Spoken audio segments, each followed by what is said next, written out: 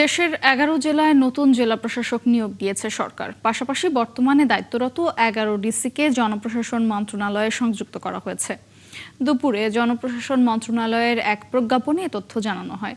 নতুন নিয়োগপ্রাপ্ত জেলা প্রশাসকরা হলেন রাজশাহীতে উপসচিব কাজী শহীদুল ইসলাম, চুয়াডাঙ্গায় স্বরাষ্ট্র মন্ত্রণালয়ের লুৎফুন্নাহার, খুলনায় মাধ্যমিক ও উচ্চশিক্ষা বিভাগের হুরে জান্নাত, মাদারীপুরে অর্থ বিভাগের উপসচিব মর্জিনা আক্তার, ব্রাহ্মণবাড়িয়ার সরকারি প্রিন্টিং প্রেসের উপপরিচালক আবু সাইদ, চাঁদপুরে জ্বালানি ও খনিজ সম্পদ বিভাগের আহমেদ জিয়াউর রহমান, হবিগঞ্জে মন্ত্রিপরিষদ বিভাগের GM সরফরাজ, নরসিংদীতে শ্রম ও কর্মসংস্থান মন্ত্রণালয়ের ইশরাত জাহান কেয়া, মেহেরপুরে সংস্কৃতি মন্ত্রণালয়ের শিল্পী রানী রায়, লালমনিরহাটে বিদ্যুৎ উন্নয়ন বিভাগের রাশেদুল হক প্রধান, বান্দরবানে ভূমি ব্যবস্থাপনা অটোমেশন প্রকল্পের সানিউল ফেরদৌস।